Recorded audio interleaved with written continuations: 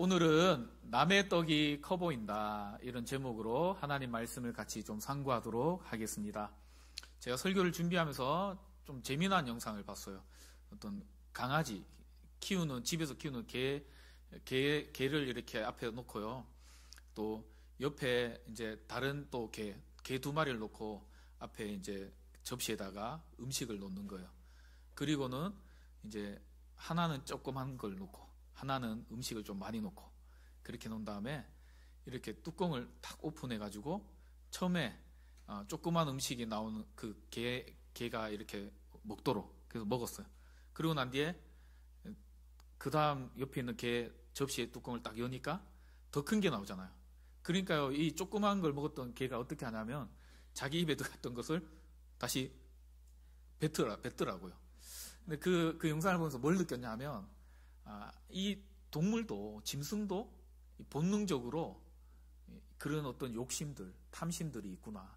그래서 우리의 마음에도 그러한 마음들이 있겠다라는 그런 생각들을 하게 되었던 것 같습니다. 여러분, 아까 우리 조장로님께서 기도 중에도 언급했지만 지금 캄보디아라는 나라에 우리 젊은이들이 자발적으로 간 사람들도 있고 또 뭐 의도치 않게 인신매매 당해서 또 뭐 끌려가서 그러한 일들을 한 사람도 있고, 근데 그 내면에 어떻게 보면 전부 다가 그렇다고 또 치부할 수는 없겠지만 그 내면을 파 들어가 보면은 더 많은 것들을 얻으려는, 더 큰 것을 가지려는 어떤 마음속에 있는 탐심, 욕심 때문에 그런 일이 일어나지 않았나라는 생각들을 하게 되는 것 같습니다. 제가 뉴스를 보면서 어떤 가정에는요 그런 일이 있어요. 아들이 아빠 외국에 나가면 한 달 수입 한 1,000만 원 정도를 벌 수 있다고 하는데 나 거기 갔다 올게. 그러니까 아버지가 어떻게 했을까요? 세상에 그런 일은 없다. 그렇게 땀 흘리지 않고 많은 돈을 벌 수 있는 일은 뭔가 문제가 있다. 뭐 그런 식으로 이야기를 말렸는데도 아들이 어떻게 했다 그래요? 갔다잖아요. 그리고는 그 아들의 그 생사는 이제 확인되었는데 시신이 아직까지 돌아오지 못하고 있다는 그런 소식을 들었습니다. 여러분, 지금 일어나는 사태가요, 뭐 장난이 아니에요.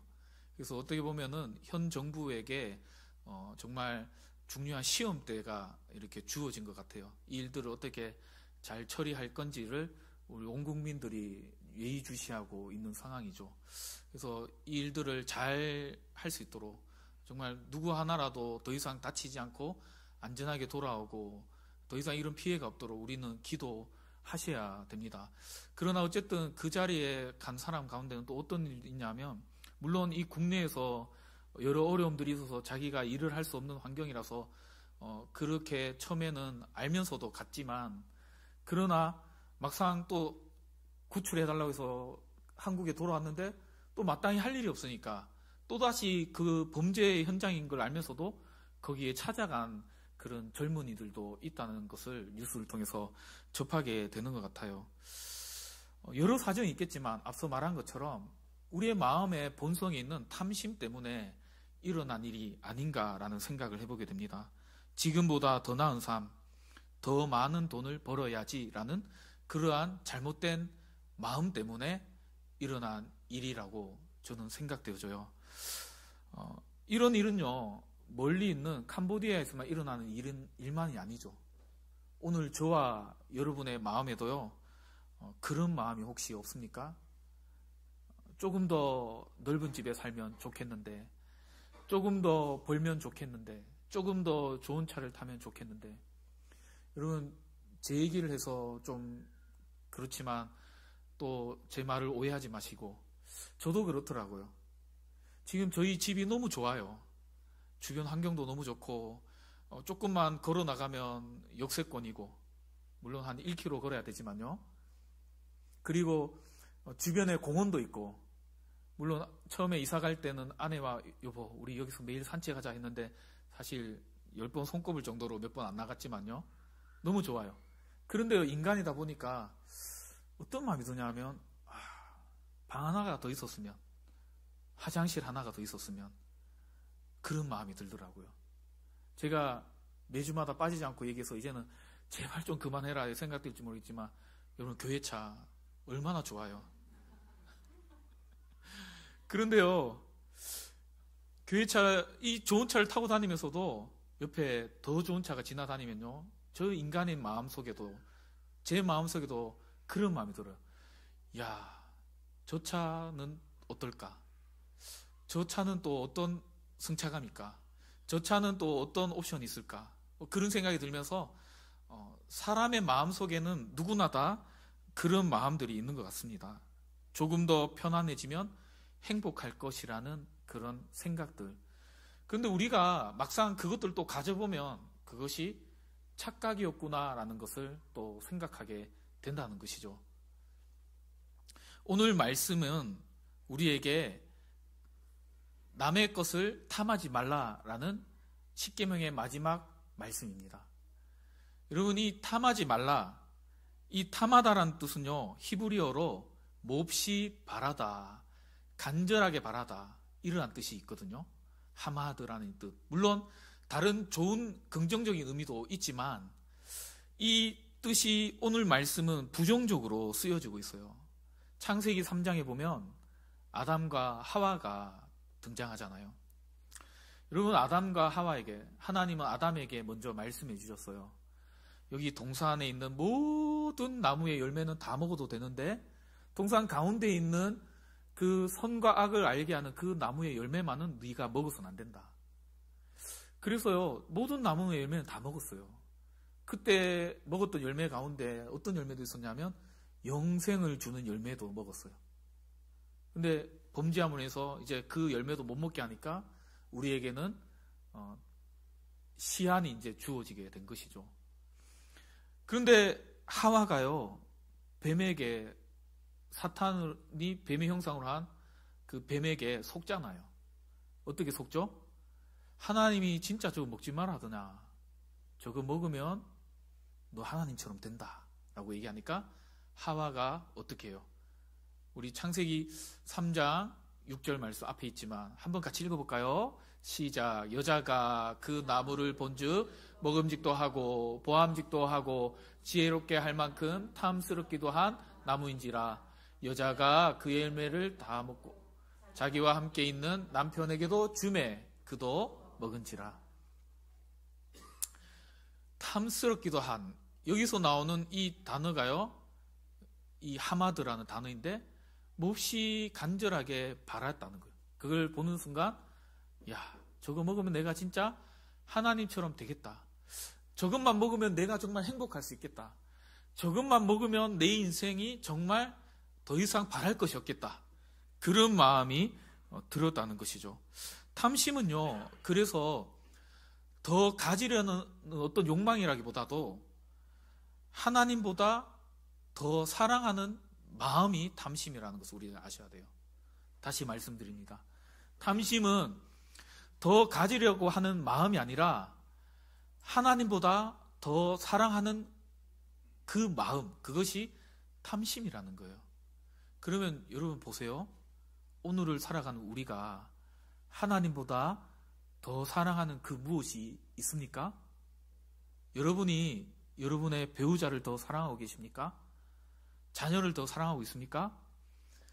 물질을 더 사랑하고 있습니까? 그래서 통장에 아니면 주식이나 비트코인에 그 쌓이는 그 재산을 보면서 혹시나 기뻐하고 매일매일 말씀을 보지 않더라도 주식장을 보고 또 매일매일 말씀을 보지 않지만 내 통장의 잔고를 보고 기뻐하고 있는 내 모습은 아닙니까? 그러면 그게 탐심이라는 거예요. 바울은요, 골로새서 3장 5절 말씀이에요. 골로새 교회를 향해서 이런 말씀이에요. 탐심은 곧 우상 숭배니라. 왜냐하면 탐심이 앞서 얘기했던 것처럼 하나님보다 더 사랑하는 것이 탐심이기 때문이라는 거예요. 여러분, 나의 어떤 성공이 하나님보다 더 우선순위에 있나요? 그러면 그게 탐심이라는 거예요.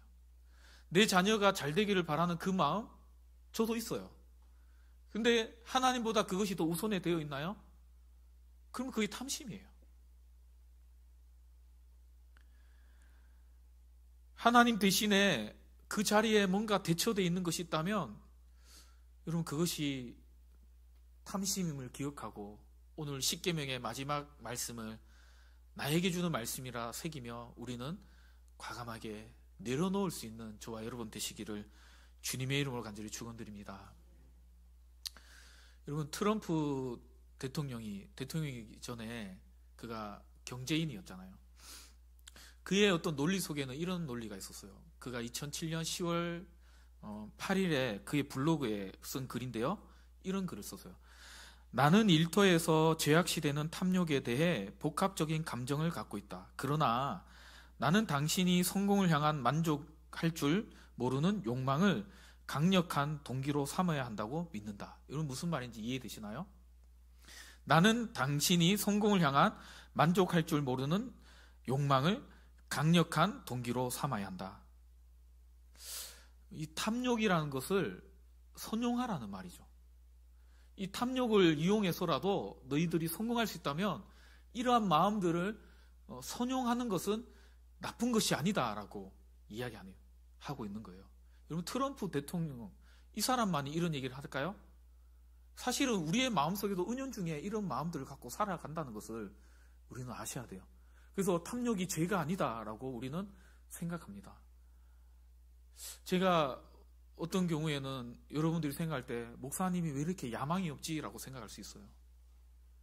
좀 성도도 더 많이 모이고 교회가 더 커지고 교회 건물도 좀 크게 짓고 요즘 시대는 그런 시대가 아니라 하더라도 여러분 건물을 짓고요 깨끗하게 해놓고 의자도 막 더 많이 해놓고 더 확장해서 땅도 450평이 넘게 우리 땅이 있는데 여기에요 건물을 다 크게 지어가지고 완전 대형계처럼 지어놓으면요 사람들이 올까요 안 올까요? 어느 정도는 올 거예요. 여러분들이 근데 저를 생각할 때 저 앞에 지금은 이제 우리 조장로님이 저 옆으로 옮겼지만 그 사각형 그 현판은 아니고 현수막에 보면 제가 이렇게 적어놨잖아요. 작고 건강한 교회를 지향하는 교회. 여러분 그거 들으면 기분이 어떠세요?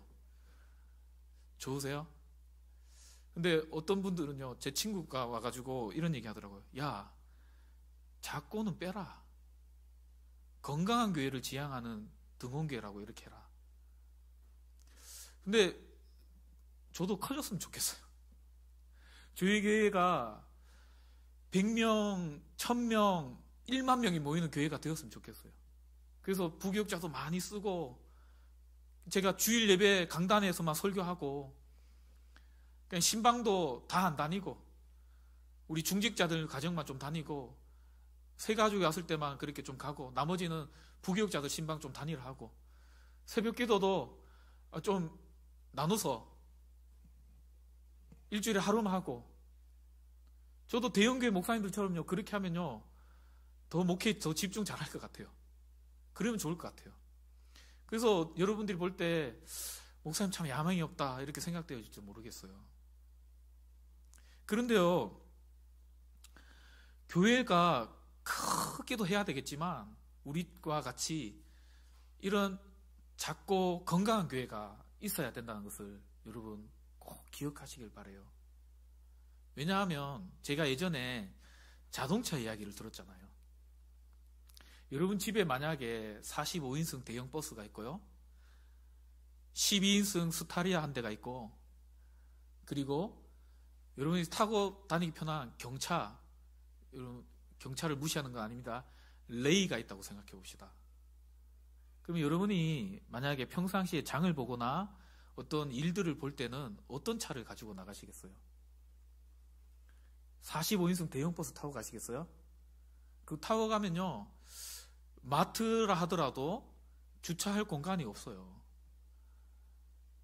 그 차를 우리 교회에 있다 하더라도 물론 여기 마당에 올라올 수 있겠지만 올라올 때 근데 저번에 지구촌계 보니까 45인승 타고 오니까 그 아저씨가 여기 턴 못 한다고 여기 언덕까지만 올라오고 다시 백에서 내려가더라고요.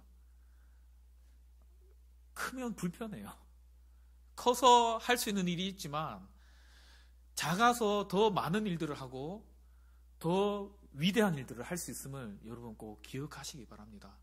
그렇다고 해서 제가 무조건 교회는 작아야 돼라고 생각하는 것은 아니지만, 하나님께서 우리에게 지금 이 정도 규모를 허락하셨다는 것은 또 하나님의 뜻이 있기 때문임을 기억하고, 우리에게 주신 그러한 목적에 맞게끔 감당하며 살아가는 우리 등원교회 되시기를 주님의 이름으로 간절히 축원드립니다. 여러분, 우리는 그냥 우리 등원이 이 마을에 하나님께서 합당하기 때문에 여기에 세워두신 거예요. 등원이 마을에 외국인 노동자를 위해서 목회하던 이 교회들이 몇 군데 있었잖아요. 2군데가 있었잖아요. 근데 그 교회들은요, 지금 모르겠어요. 다시 모이는지 모르겠지만 안 모이고 있다고 제가 알고 있습니다. 어떻게 보면 우리가요, 앞으로 저들도 우리가 품어야 될 대상이라는 것을 우리가 아셔야 돼요. 지금도 마을에 보면 낮에는 잘 안 다니지만 주일 오후도 여러분들이 가시고 제가 집에 간다고 차를 타고 3, 4시쯤 아니면 4, 5시쯤 나가면요, 외국인 노동자들이 이렇게 걸어 다녀요. 저녁 시간에 제가 집에 있다가 이제 다음날 새벽교회에서 교회 와서 잔다고 이렇게 오면요, 밤 시간에 외국인들이 이렇게 걸어 다녀요. 어떤 외국인은 그들의 어떤 인종차별하는 말이 아닙니다. 오해하지 마시고, 어떤 외국인은 너무 까매가지고 안 보여가지고 제가 진짜 사고 날 뻔한 적도 있어요. 그 자동차, 이 스타렉스도 그렇지만 스타리아가 이렇게 A필러가 이렇게 좀 가려져가지고 좌회전 할 때는 이렇게 왔다 갔다 하면서 잘 확인하고 틀어야겠더라고요. 그런 적도 있었어요. 외국인들이 다녀요. 그들을 우리 교회가요, 어떻게 보면 품어야 될 때가 온다는 것을 여러분 아셔야 돼요. 그래서 우리 젊은 친구들, 청년들, 우리 다음 세대들은 언어 공부도 좀 하고, 영어뿐 아니라 우리 베트남어, 우리 뭐 그런 언어도 좀 하면 좋을 것 같아요. 그런 날이 오리라 생각되어집니다. 어쨌든 그런 마음이 제가 없는 것은 아니지만 우리로서의 해야 될 일들이 있다는 것이죠. 탐욕이라는 것은요, 결국에는 그런 거예요. 그래서 누가복음 12장 15절 말씀에 예수님도 이렇게 얘기하잖아요. 삼가 모든 탐심을 물리쳐라. 왜냐하면 그 소유의 넉넉함에서 우리가 행복이 오는 것이 아니기 때문이라고 그렇게 얘기해요. 어떤 탐심도 예수님은 허락하지 않는다는 것을 우리는 기억하시기를 바랍니다. 여러분, 한번 옆 사람에게 이렇게 얘기하겠습니다. 그 어떤 탐심도 우리 주님은 허락하지 않으십니다. 왜냐하면 탐심이 모든 것을 파괴하기 때문이라는 거예요. 이 탐심이 하나님과 우리의 관계도 파괴하고, 이 탐심이 내 이웃과의 관계도 파괴하고, 이 탐심이 무엇보다도 나의 관계를 파괴하기 때문이라는 거죠. 여러분, 다윗이 그랬잖아요. 다윗이 그가 전쟁이 나가야 될 그때, 그래서 성경에 보면 왕이 출정할 때가 되었는데 다윗이 출정하지 않았다 그래요. 전쟁에 나가지 않았다는 거죠. 자기 부하들만 전쟁터에 보냅니다. 그리고는 다윗은요, 성경에 보면 저녁 때까지, 사무엘하에 보면 저녁 때까지 그가 늘어지게 자고 일어난 다음에 뭘 하죠? 옥상을 막 거니는 거죠. 그리고 난 뒤에 우연히 뭘 보게 됩니까? 한 여인이 몸을 씻고 있는 장면을 보게 되는 거예요. 그러면 어떻게 해야 됩니까? 그냥 돌아서서 다시 내려와야지 정상적이죠. 그리고는, 그런데 다윗은요, 그걸 계속 지켜보다가 그의 신하에게 저가 누구냐? 왕이시여, 당신의 충직스러운 부하 우리아의 아내입니다. 그러면요, 단념해야 되잖아요. 그런데 어떻게 하죠? 저 여인을 내게로 데려오라. 그리고 동침하죠. 그리고 범죄합니다. 여러분, 이 탐심, 마음에서 시작하는 이 죄가요, 눈덩이처럼 불고 나서 결과가 어떻게 되는지 얘기해 줬잖아요. 어떻게 됩니까? 이 여인을 어떻게 보면 범하는 간음죄를 지은 것으로 끝난 것이 아니라 자기의 이제 그 죄를 덮기 위해서 거짓말을 하고, 자기의 죄를 덮기 위해서 우리아를 불러서 잠자리를 들게 한데 우리아는요 너무나도 충성스러운 부하였어요. 내가 어찌 왕의 신하들이 지금 나가서 전쟁터에서 저 길에서 저 전쟁터에서 먹고 자고 하는데 내가 어찌 내 집에 돌아가서 편하게 잠을 잡니까 하면서 길바닥에서 잠을 자요. 그래서 술도 먹여서 취해서 이렇게 집에 돌려보내려고 했는데 왜 그랬을까요? 자기의 죄를 덮으려고. 그래서 부인과 함께 잠을 잤으니까 만약에 아기가 바세바가 임신을 했으면 뭐라고 하려고 그랬을까요? 우리아가 그때 잠깐 와서 집에 가서 잤는데 그때 생긴 아기인가 보다 이렇게 이제 덮어씌우려고 했는데 우리아가 그렇게 하지 않으니까 결국에는 어떻게 하죠? 우리아를 죽여라 라는 편지를 써서 우리아의 손에 그걸 들려보내요. 만약에 우리아가 그렇게 충성스러운 부하가 아니었다면 가는 길에 편지를 이렇게 열어서 봤을 수도 있을 거예요. 그러나 그는 정말 충성스러운 부하였죠. 그것을 요압 장군에게 전해주고 요압이 그걸 보고 그 일을 실행합니다. 결국에는 이 일을 통해서요 다윗을 보세요. 다윗은 하나님과의 관계가 깨어져요. 그리고 이웃과의 관계, 우리아뿐 아니라 그 일을 지시받아서 실행한 요압은요 어떻게 될까요? 나중에 요압이 이 일을 어떻게 보면 약점을 잡은 거잖아요. 그래서 다윗에게 이 일을 가지고 어찌 보면 약간 항변을 일으키는 그 요점을 삼는 거죠. 이웃과의 관계도 다 깨어지는 거예요.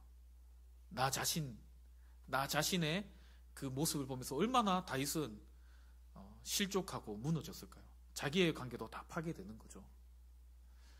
탐욕이란 것은요, 어떻게 보면 죄의 가장 근원적인 그러한 시작점이 될 수 있기 때문에 오늘 십계명에서 하나님은 이것을 멀리하라라고 그렇게 말씀하고 있다는 것이죠. 여러분, 아프리카에서는 원숭이를 잡는 법이 있다고 그럽니다. 그림에도 나오지만 원숭이를 잡기 위해서 아주 손 하나 들어갈 수 있는 조그만 구멍에 그 구멍보다 더 큰 그 음식을 넣고 그거를 닫아놔요. 그러면 원숭이가 와서 이렇게 보고 그 음식을 잡기 위해서 이렇게 손을 집어넣습니다. 그러면요 원숭이가요 거의 잡힌대요. 왜 그럴까요? 원숭이가 도망가려면 어떻게 해야 돼요? 이 안에 있는 음식물을 이렇게 놓고 손을 빼서 빨리 도망가야 되는데 그렇지 못하기 때문에 잡히는 거예요.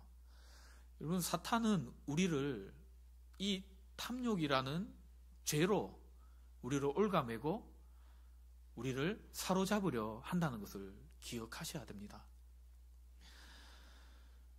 우리가 남들보다 더 많은 것을 가지려 하는 이 탐심이요, 결국엔 어떤 마음을 일으키냐면 불만이라는 감정을 일으켜요.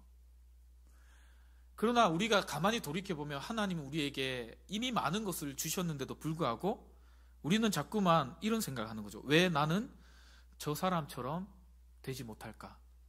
왜 저 사람은 저렇게 좋은 집을 가지고 좋은 차를 타고 또 저 사람의 가정은 저렇게 행복해 보이는데 왜 내 가정은 맨날 이렇게 어려운 일이 있고 내 자녀는 왜 이렇게 아프고 왜 나는 좋은 차를 타지 못하고 왜 남들은 화장실 2개 있는 집을 사는데 왜 나는 하나 있는 집을 살아야 될까? 이런 생각을 하는 거죠. 여러분, 가만히 생각해 보면요, 하나님은 이미 우리에게 많은 걸 주셨어요. 여러분, 저희 집이 화장실이 하나밖에 없거든요. 그래서 참 저의 마음에는 화장실이 하나 더 있었으면 좋겠다라는 마음이 있어요. 근데 가만히 생각해 보면요, 제가 어린 시절에는 어떤 집에 살았냐면 그때 당시에는 대부분 80년대 그럴 때 다 그렇게 살았겠지만 아닌 집도 있겠지만요. 저는 그때 제 꿈이 뭐냐면 아파트에 사는 게 꿈이었어요. 아파트에 사는 게. 주택에 살다 보니까 화장실을 가려면요, 그 추운 날 방을 나와가지고 밖에 있는 그 화장실을 가서요 써야 되었어요. 근데 화장실도 수세식이 아니라 푸세식이었어요. 그러면요, 학교에서 친구들한테 무슨 이야기를 듣고 와가지고 화장실에서 빨간 휴지 줄까 파란 휴지 줄까 그 얘기를 듣고 왔는 거예요. 어린 마음에 얼마나 무섭던지. 형아한테 형아 화장실 같이 따라가줘 하는데 형아가 따라갔는데 부끄러우니까 화장실 문을 닫고 용변을 보는데 형아 밖에 있지. 그 대구는 형을 희아라고 하거든요. 희아 밖에 있지. 저희 형이요 장난을 친 거예요. 아무 말도 안 하고 가만히 이렇게 기다리고 있었던 거죠. 희아 그래서 그 더러운 얘기 해서 죄송합니다. 밥을 먹어야 되는데 변을 못 누고 막 문 열고 이렇게 나왔던 기억도 나요. 그런데 살았더라고요, 제가. 그런데 가만히 생각해 보니까 지금은요, 얼마나 좋아요. 날이 춥든지 덥든지 실내에 있는 화장실을 이용하니까 얼마나 좋은지 모릅니다. 여러분, 우리에겐요, 하나님이 이미 많은 것들을 주셨습니다. 근데 우리는 자꾸만 불만을 가지고 내게는 이것이 없다, 저것이 없다 하면서 남에게 있는 것을 가지고 비교하고 시기하는 그 마음. 그런 마음이 우리 안에 있는 것은 아닌지 오늘 말씀을 통해서 우리가 정직하게 좀 돌아볼 수 있기를 간절히 소원드립니다. 그렇다면 이러한 탐하는 마음을 이겨내기 위해서 우리는 어떻게 해야 될까요? 우리에겐 두 가지가 필요합니다. 첫 번째는 한번 따라하겠습니다. 자족해야 합니다. 자족해야 합니다. 여러분, 빌립보서 4장 13절에 바울은 이렇게 말하고 있어요. 내게 능력 주시는 자 안에서 내가 모든 것을 할 수 있느니라. 이 무슨 말이냐면 자족은 우리의 환경에서 오는 게 아니라는 거예요. 그럼 제가 얘기했잖아요. 화장실 2개 있는 집을 가면요, 제가 만족할까요? 어느 정도는 만족하겠죠.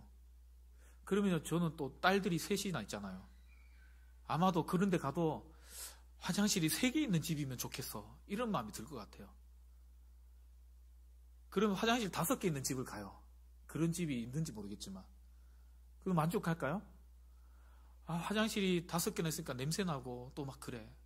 여러분, 우리는 그렇다는 존재라는 거예요. 여러분을 제가 무시하는 게 아니라 나라는 존재는요, 우리의 본능은요, 아까 전에 제가 강아지 이야기 처음에 했잖아요. 그 강아지가 그랬던 것처럼 우리의 마음속에는 자꾸만 마치 바닷물을 먹을 때 그 갈증을 해소하지 못하고 더 갈증이 생기는 것처럼 우리의 마음에는 그러한 탐심의 마음이 있다는 것을 우리는 아셔야 돼요. 그러면요, 환경이 우리에게 자족하는 마음을 주는 것이 아니라 무엇이 자족하는 마음을 줄까요? 바울이 말하는 것처럼 우리에게 하나님이 우리에게 참된 자족의 마음을 준다는 것을 여러분 믿으시기를 바랍니다. 한번 저 따라서 이렇게 얘기해 볼게요. 하나님만으로 충분합니다. 여러분, 우리 삶에 하나님이 나의 아버지가 되시고 그분이 내 삶을 이끌어 주신다면 나는 부족함이 없습니다 라는 그러한 고백이 자족의 마음을 기억하고 우리가 날마다 자족하시는 저와 여러분 되시기를 주님의 이름으로 간절히 축원드립니다. 여러분, 우리가 숨 쉴 수 있는 건강, 저는 환절기만 되면 코가 막혀요. 그런데도요, 제가 감사할 수 있는 조건이 뭘까요? 하나님, 입으로라도 숨 쉴 수 있게 해주심을 감사합니다. 너무 어거진가요? 숨 쉴 수 있으면 감사하잖아요. 두 번째로 또 무엇을 감사할 수 있을까요? 하나님, 함께 할 수 있는 교회와 성도와 믿음의 지체들이 있음이 감사합니다. 하나님, 구원의 은혜를 주심에 감사합니다. 여러분, 이 3가지만으로도요, 우리는 감사하며 살 수 있다는 것을 여러분 기억하시기를 바랍니다. 그러므로 내게 없는 것들을 자꾸 찾아서 비교하지 마시고 이미 내게 주신 것들을 바라보면서 감사하시는 저와 여러분 되시기를 다시 한 번 더 주님의 이름으로 축복드립니다. 우리 옆 사람에게 한 번만 더 손을 잡으시고, 동성끼리는 손을 잡으시고 이성끼리는 그냥 바라보시면서 한번 저 따라서 이렇게 한 번만 더 해볼게요. 성도님, 하나님은 이미 성도님에게 많은 것을 주셨습니다. 여러분, 한번 다시 오늘 많은 것을 시키지만 눈으로 한번 감아 보실래요? 주무시지 마시고, 그리고 한번 생각해 보세요. 내게 주신 것들, 하나님 이미 내게 많은 것을 주셨는 것들 뭐가 있어요? 나의 자녀, 또 예전에는 내 환경이 이렇게 어려웠는데 고무신 신고 다녔는데 하나님 좋은 신발 신고 다니게 해주심. 1년 360일 똑같은 옷 입고 살았는데 하나님 사철마다 내가 입을 수 있는 옷 주심. 내가 타고 다닐 수 있는 차 주심. 여러분 눈을 떠보세요.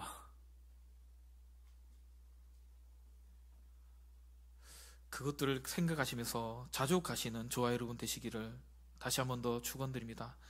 두 번째는요, 한번 따라하겠습니다. 주는 삶을 살아야 합니다. 여러분, 감리교회 설교자 존 웨슬리 목사님은요, 이런 설교, 그의 돈의 사용이라는 제목의 설교에서 이런 설교를 하셨대요. 한번 띄워주실래요? 없나요? 예, 제가 한번 읽어드릴게요. 벌 수 있는 한 벌어라. 모을 수 있는 한 모아라. 줄 수 있는 한 주어라. 예, 한 번 더 읽어드릴게요. 벌 수 있는 한 벌어라. 모을 수 있는 한 모아라. 줄 수 있는 한 주어라. 탐욕을 이길 수 있는 가장 강력한 힘은 남에게 베푸는 삶, 주는 삶을 살아가는 거예요. 제가 목회자가 되어서 우리 성도님들이 저를 많이 섬겨주실 때가 있어요. 그런데요, 제가 부교육자로 있을 때 그때 많이 느꼈던 건데, 그 교회에서 어떤 성도가 저에게 막 이렇게 막 섬겨줘요. 근데 보면 그 성도님이 오히려 돈 받아야 되는 상황이에요. 그런데 그런 분이 오히려 더 잘 섬기더라고요. 여러분, 이건 무슨 말이에요? 섬김은, 남에게 베푸는 삶은 내가 많은 것을 가지고 있기 때문에 할 수 있는 것이 아니라 마음에서 시작한다는 거예요. 마찬가지로 나누면 자꾸 없어지고 잃어버리는 것 같지만, 제가 하나님 나라의 셈법에 대해서 말씀드렸잖아요. 한번 하나님을 시험해서는 안 되지만 한번 하나님 앞에 우리가 한번 해보세요. 1에서 1을 빼면은 0이 될 것 같은데, 하나님은요 1에서 1을 뺐는데 2가 되고 3이 되고 막 5가 되고 어떨 때는 10이 되고 그렇게 만들어 주신다니까요. 우리 교회가 온란의 가운데 하나님께서 주신 그러한 복들을 많이 누렸잖아요. 여러분들도, 제가 헌금 이야기를 하려고 하는 게 아니라, 여러분들도 교회 안에 헌금도 많이 하시고 그렇게 하셨지만, 올 한 해는 정말 60주년이 오면서 여러 행사들을 진행해야 되는 가운데 예상치 않게 외부에 있는 많은 어떤 교회와 또 기존에 우리 교회 성도였지만 그런 분들이 헌금을 하셔서, 여러분 그 재정으로 우리가 교회의 일들을 행할 수 있었던 것을 보게 되었습니다. 그건 왜 그럴까요? 하나님이 우리로 하여금 더 나누고 더 섬기는 삶을 살아가라고 그렇게 하시는 거라 저는 믿습니다. 하나님은요, 우리로 하여금 분명히 말씀하세요. 더 얻는 삶이 아니라 더 나누는 삶을 살아가라. 여러분, 이 말씀을 반드시 마음에 새기고 우리 안에 더 가지려는 그 마음보다 더 나누려는 마음, 또 하나님이 이미 내게 많은 것을 주셨다는 그 마음으로 감사하며 또 풍성하게 베푸며 하나님 주시는 더 풍성한 은혜를 누리는 저와 여러분 되시기를 주님의 이름으로 간절히 축원드립니다. 기도하겠습니다.